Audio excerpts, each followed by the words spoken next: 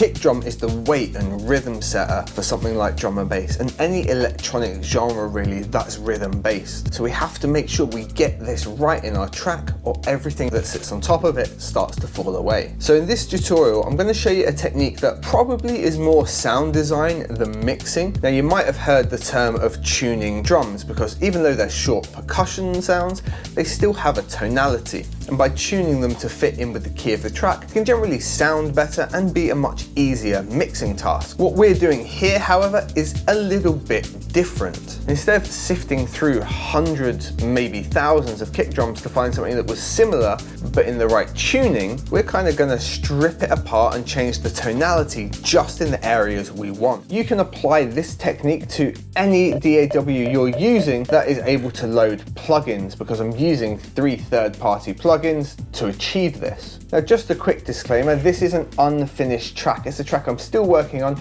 and still building, so don't expect it to be the final polished result. When my tracks are finished, I release them with DistroKid, who are able to get my music onto all of the major streaming services efficiently and at a price an independent artists can easily afford. When your music's ready, there's a link for you in the description for a discount on your first year of distributing your music with DistroKid. Okay, so here's the plugin chain for this. We've got 3 tools here. We've got Talk, Fab Filter Pro Q, and R-Bass, which probably seems like an unusual combination of things to have, right? Yeah, here's the result. If we grab the drum bus, which is currently this,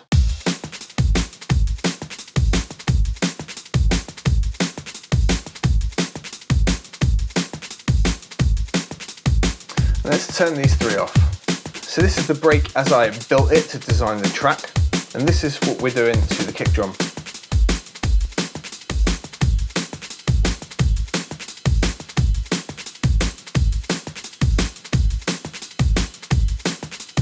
And in context of the track,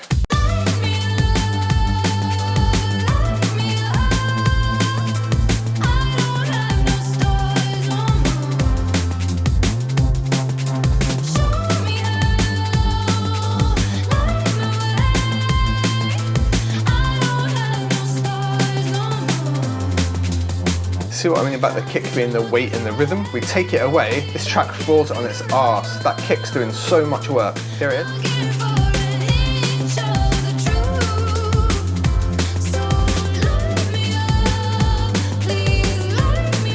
I apologise in advance, you're going to spend time listening to just a kick drum here, but it's the nature of learning. So let's solo out the kick. Okay, and with everything off, got this nice weighty, punchy buff of a kick, right? In the drum break, it does a good job. And in isolation, sounds like a perfectly good kick. When you put it with everything else, it's actually quite out of place. So what Torque lets us do, it lets us pitch shift that down. So suddenly got loads of extra weight. So we can hear now it's got loads of extra weight because Torque's pitched it down.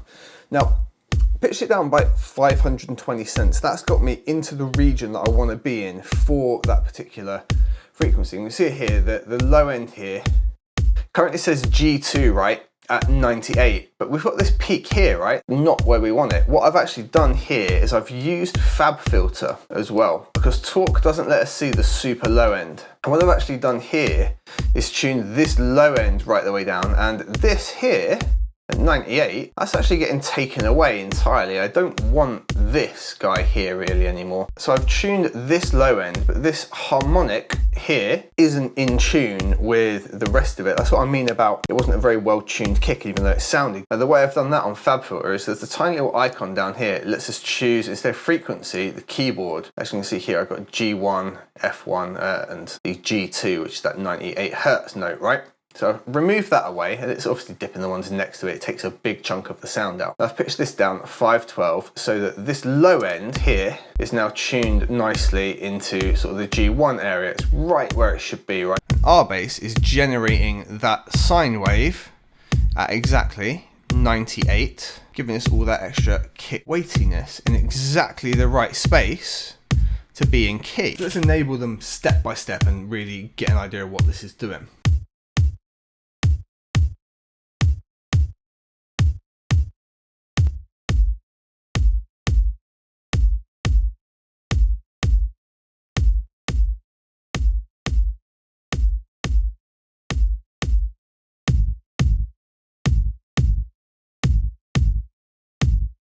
Now the next great thing for you to learn is just here. I've done a sneaky drum editing trick that helps you add loads more punch into a drum loop without really having to do anything. It's just a sneaky trick of the ear, and you should probably watch that video next.